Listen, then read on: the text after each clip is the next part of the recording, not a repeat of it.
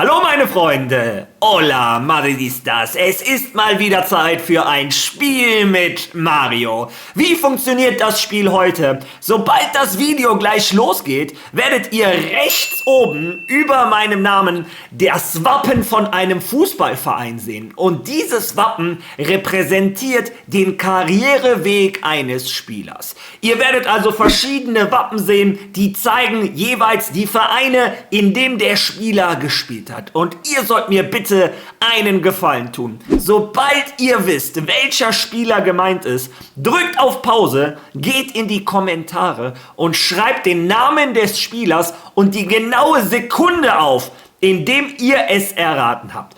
Ja, und macht euch keine Sorgen, am Ende des Videos löse ich das natürlich auf. Ja, ich bitte euch alle, seid fair, spielt fair. Wer vorher schon runter in die Kommentare geht und liest, ja, der macht sich selber ein schönes Spiel kaputt. Ja, wie dem auch sei, ihr habt die Spielregeln hoffentlich verstanden. Legen wir jetzt los mit den Themen des heutigen Videos. Wird Arda Güler gemobbt? Ja, die Frage wurde ich in den letzten 24 Stunden sehr oft gestellt.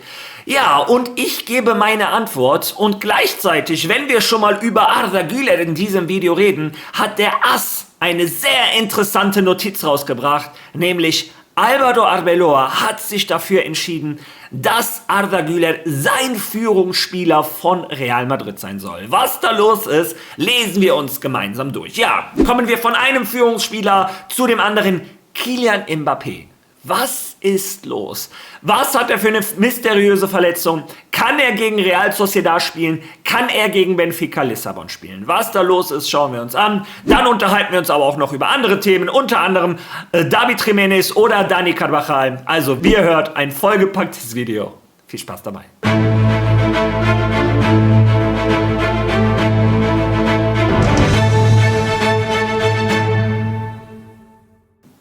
Ja, gestern in dem Video hatte ich darüber berichtet, dass unser nächster Gegner Real Sociedad im Pokal-Halbfinale im Hinspiel mit 1:0 bei Athletic Bilbao gewonnen hatte. Real Sociedad hat jetzt 11 Spiele am Stück nicht verloren. Also für diejenigen, die am Samstag einen Spaziergang erwartet haben, ich muss euch enttäuschen, das wird ein absolutes Spitzenspiel. Real Sociedad kommt in Topform in Santiago Bernabéu. Ja, aber wenn wir schon mal über Pokal-Halbfinale reden, gestern war das andere Pokal-Halbfinale und Atletico Madrid gewinnt 4:0 gegen den FC Barcelona. Es stand zur Halbzeit schon 4:0 und Atletico hat locker noch 2 oder 3 Großchancen liegen lassen. Ja, meine Frage, Hansi, wie kann das denn passieren? Ask Real Madrid. Verstehe ich nicht. Wie soll denn Madrid wissen, was da los ist? Naja, egal. Wie viel hat Atletico Madrid nochmal gewonnen, Fermin Lopez?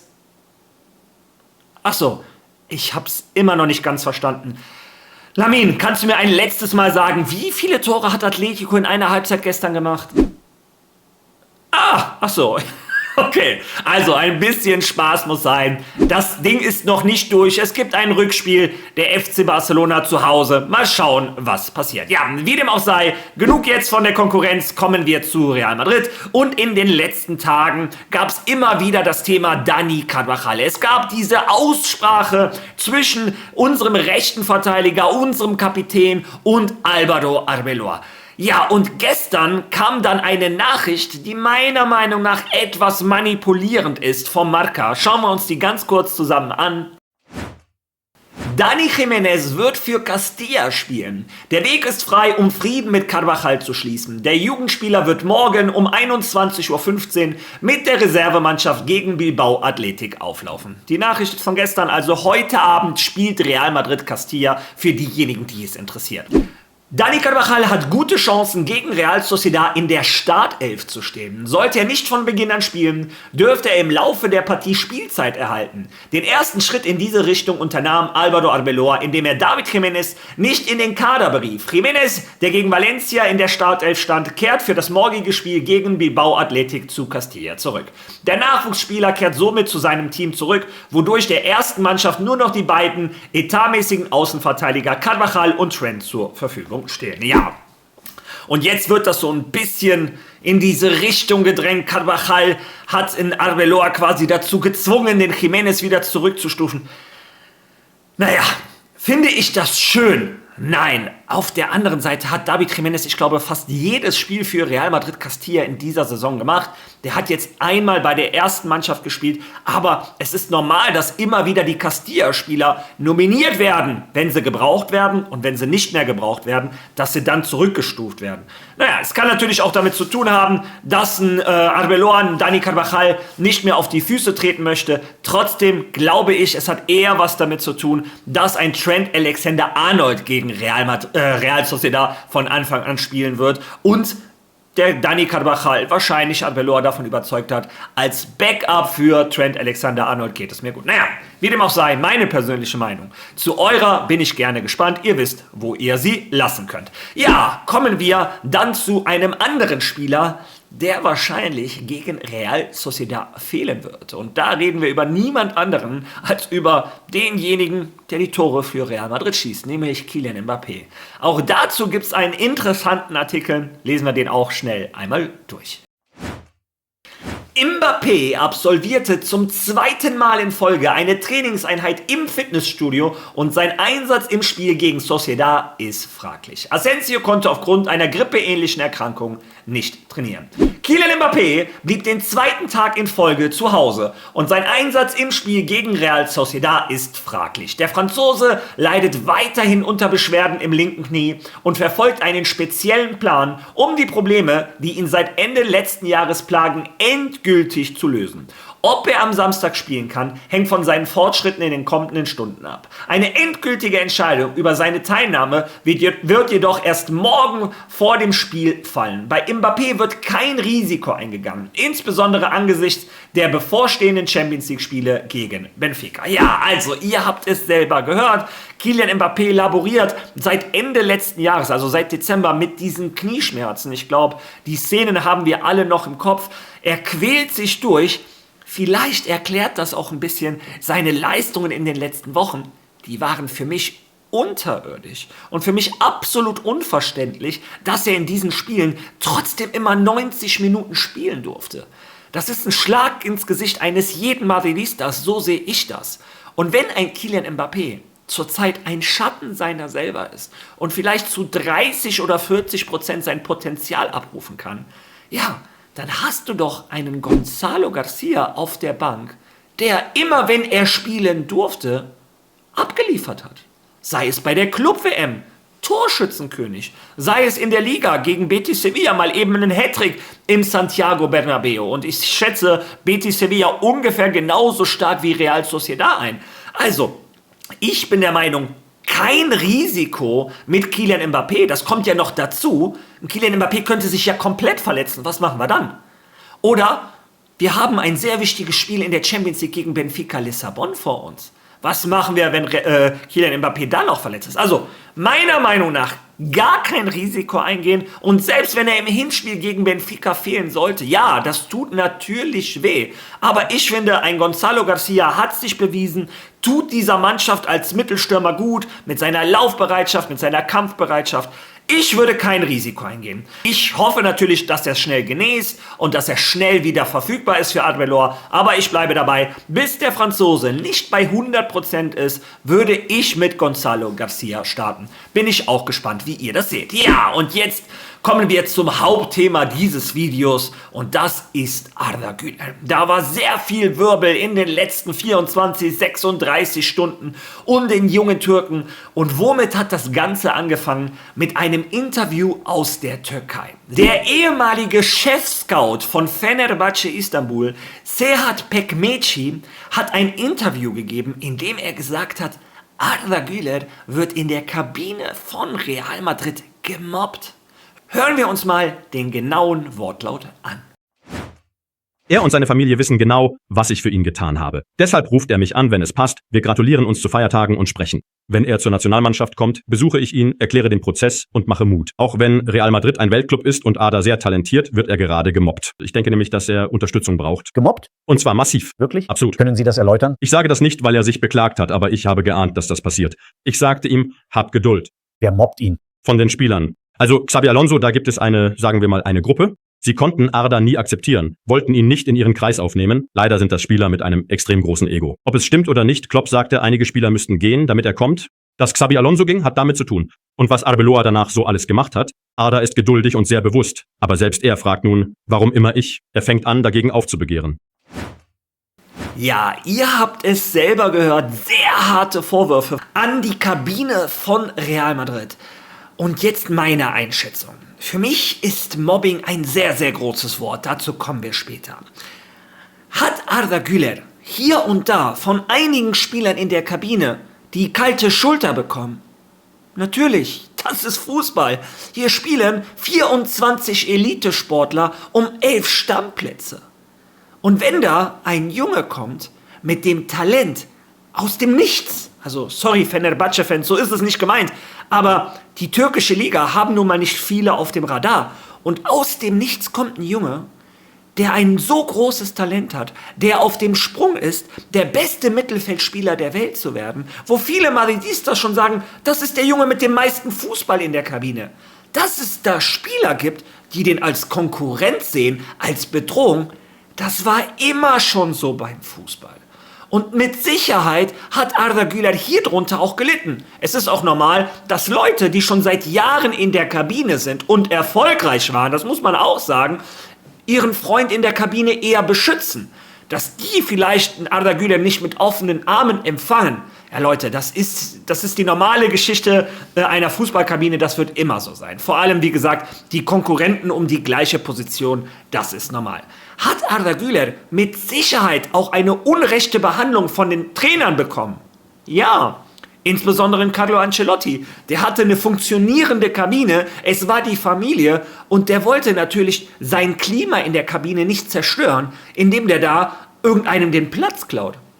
Aber auch das ist so alt wie der Fußball. Arda Güler hat diese Hürde übersprungen. Er ist jetzt Stammspieler bei Real Madrid. Jetzt, wenn irgendwann mal in ein paar Jahren einer kommt, um ihn den Platz zu klauen, wird er den vielleicht auch nicht mit offenen Armen umarmen. Und seine Freunde, Dienhausen, Valverde, Brahim etc. werden vielleicht auch zu dem Neuen nicht so lieb sein wie zu Arda Güler. Also, Leute, wie gesagt, das ist das normale Gehabe einer Kabine. Ich sag nicht, dass jeder Arda Güler Rosen auf den Weg gelegt hat. Er musste sich das, was er jetzt erreicht hat, hart erarbeiten. Qualität setzt sich im Endeffekt immer durch, vor allem wenn diese Qualität in Verbindung ist mit dieser Mentalität von einem Arda Güler. Er hat es sich in den Kopf gesetzt, sich bei Real Madrid durchzusetzen und er hat nicht aufgehört, bis er das geschafft hat. Trotz alledem ist Mobbing meiner Meinung nach was ganz anderes. Ich habe tatsächlich im Bekanntenkreis Mobbing erlebt. Einen kleinen Jungen, der Angst hat, zur Schule zu gehen. Also es ist sehr traurig, das mit anzusehen. Die Eltern sind da sehr hilflos. Das ist eine andere Geschichte, die gehört jetzt hier nicht hin.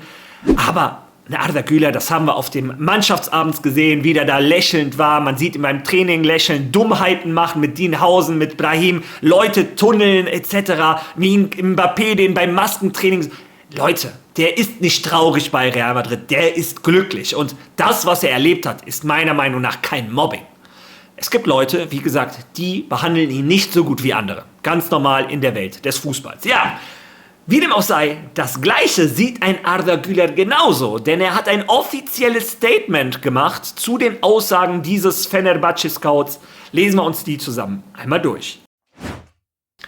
Ich habe mit Traurigkeit die jüngsten öffentlichen Aussagen meines ehemaligen Scouting-Chefs, Herrn Serhat Pekmeci, verfolgt, der zu Beginn meiner Karriere eine bedeutende Rolle gespielt hat. Vom allerersten Tag an wurde ich von allem im Verein herzlich willkommen geheißen und ich habe diesen Ort immer als Familie betrachtet. Ich bin extrem stolz darauf, Spieler von Real Madrid zu sein und wünsche mir, dieses Wappen noch viele Jahre tragen zu dürfen.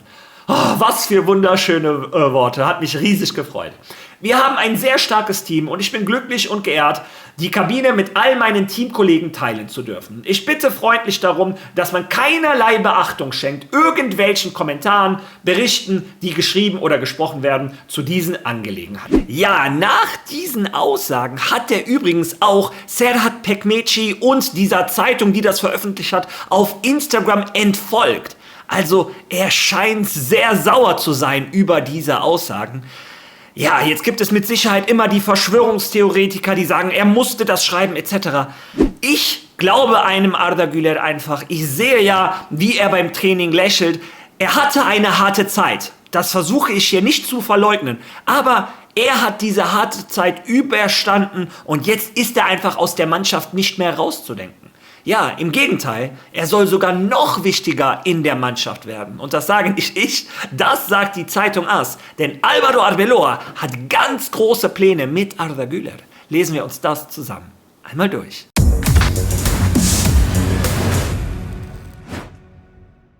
Güler übertrifft Güler. Es ist Februar und er ist bereits nur noch eine Minute davon entfernt, seine gesamte Spielzeit der letzten Saison zu erreichen. Arbeloa hat ihm eine Chance gegeben. Er stand in 6 seiner 7 Spiele in der Startelf und er verbessert sich sowohl mit als auch ohne Ball. Güler fehlt nur noch eine Minute. Das ist die entscheidende Zahl, der Abstand. Er braucht nur eine Minute, um seine Spielzeit aus der letzten Saison zu erreichen. Und es ist erst Februar. Das verdeutlicht die Entwicklung eines Spielers, der nicht nur ein zukünftiger Star ist, sondern bereits jetzt eine feste Größe darstellt, der sich rasant steigert. Von 2197 Minuten in 49 Spielen kommt er jetzt auf 2196 Minuten in 35. Er hat sich vom Ergänzungsspieler zur Schlüsselfigur entwickelt. Ein wichtiger Baustein für Arbeloa. In 6 seiner 7 Spiele stand er in der Startelf. Trotz einiger Berichte, die er selbst dementiert hat, ist er glücklich bei Real Madrid. Er spürt, dass er sich weiterentwickelt, dass er sich verbessert. Mit Ball und ohne Ball.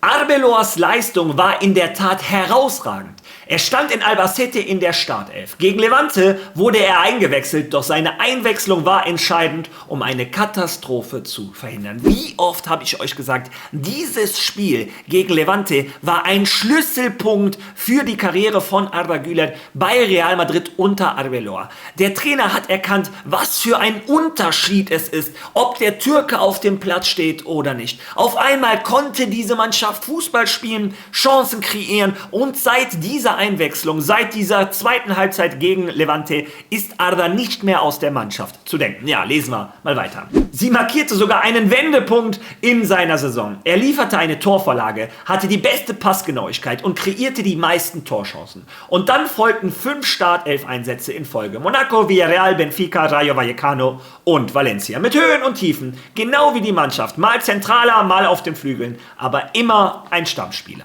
Hier stellt sich die entscheidende Frage. Ist er fähig, Real Madrid anzuführen? Talent ist das eine, die Rolle auszufüllen das andere. Xabi Alonso hat es versucht und ihn sogar als eine Mischung aus Özil und Guti bezeichnet. Kurz nachdem er angedeutet hatte, dass man in ihn investieren müsse. Ihn nicht nur spielen lassen, sondern ihn auch nach Fehlern behalten. Akzeptieren, dass er sich noch entwickeln muss. Denselben Weg geht Arbeloa. Er sieht in ihm das Potenzial, die Mannschaft zu führen. Er ist seine Hoffnung. Starke Worte. Er ist die Hoffnung von Arbeloa, um dieses spielerische Problem, was wir haben, endlich zu lösen. Und das ist ein wichtiger Punkt, den ich in meinen Videos schon oft gesagt habe, in den Kommentaren ehrlicherweise auch oft lese.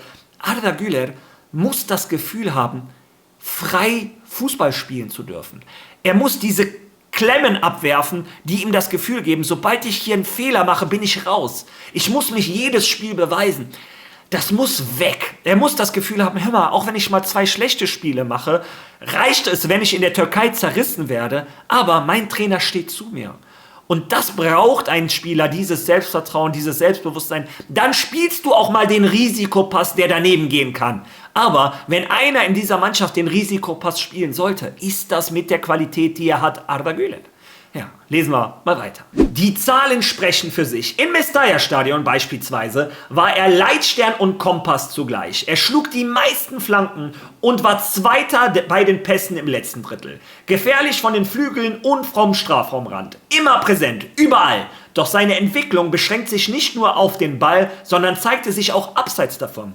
Gegen Valencia eroberte er die meisten Bälle. 8. Vor Valverde und Carreras, die jeweils 5 hatten, also fast doppelt so viele. Er wird von Tag zu Tag besser. Kompletter. Mit seinen 20 Jahren, in 2 Wochen am 25. Februar, dem Tag des Rückspiels gegen Benfica, wird er 21, baut er seine Torquote stetig aus. Er entwickelt sich weiter. Das Trainerteam ist optimistisch und sieht großes Potenzial in ihm. Ihr Plan ist es, ihm eine Führungsrolle zu geben und in einen Spieler zu investieren, der unweigerlich Fehler machen wird. Denn das gehört zum Lernprozess dazu. Er ist ein Rohdiamant und trotz des ganzen Trubels ist er glücklich bei Real Madrid. Er spürt, dass er sich weiterentwickelt. Und als ob das nicht schon genug wäre, ist er kurz davor, seinen eigenen Rekord zu brechen. Er ist nur noch 1 Minute davon entfernt, seine Saisonbestleistung an Spielminuten einzustellen. Von 2700 und damit würde er Güler übertreffen. Ja, aber ihr habt gehört, um was es in dem Artikel geht. Er ist für Arbeloa die Hoffnung, dass er der Führungsspieler von Real Madrid wird. Er wird von Spieltag zu Spieltag besser, er entwickelt sich und das ist das, was Arbeloa sehen will, das ist das, was auch ein Arda Güler selber sehen will. Und ich kann euch alle nur bitten, der Junge ist 20, der wird bald erst 21. Er wird auch mal hier und da ein schlechtes Spiel machen und trotzdem geht die Welt nicht unter. Nur weil einer mal ein schlechtes Spiel macht, hat er nicht Fußballspielen verlernt und ist auf einmal nur noch ein Kreisligaspieler. Es gab auch schlechte Spiele von dem Luka Modric, Toni Kroos, Xavi, Iniesta etc., Pirlo etc. Es ist normal. Fußballer sind Menschen, es wird bessere und schlechtere Tage geben. Wir Madridistas sollten aber auch an den schlechteren Tagen zu ihm stehen. Er kriegt schon genug Kritik aus dem eigenen Land oder von den Hatern, die ihm sein Talent immer wieder absprechen wollen, weil sie es nicht wahrhaben wollen, dass dieser Junge meiner Meinung nach bald der beste Mittelfeldspieler der Welt ist. Ja, das ist meine Meinung. Und jetzt, bevor ich dieses Video beende, löse ich natürlich auf. Der Spieler, den ich meinte, ist auch ein Linksfuß. Auch jemand, der eine tolle Karriere bei Real Madrid hatte und inzwischen auch bei Fenerbahce spielt. Ich meine natürlich Marco Asensio. Herzlichen Glückwunsch, Marco Asensio. Du spielst eine sehr starke Saison bei Fenerbahce. Hast mich überrascht. Ich dachte, deine Karriere geht nur noch bergab. Nach seiner Verletzung bei Madrid warst du meiner Meinung nach nicht mehr der gleiche. Doch langsam aber sicher hast du endlich diese Trauma hinter dir gelassen und spielst befreit auf. Es macht Spaß, dir beim Fußballspielen zuzugucken. Ich bin gespannt, wann ihr das erraten habt. Ansonsten bin ich gespannt, wie euch dieses Video gefallen hat. Lasst eure Meinung dazu bitte in den Kommentaren. Liked dieses Video, teilt dieses Video. Hypen. Wer noch kein Follow da gelassen hat, bitte macht das, tut mir einen Riesengefallen. Und ich würde vorschlagen, wir sehen uns morgen wieder. Bis dahin.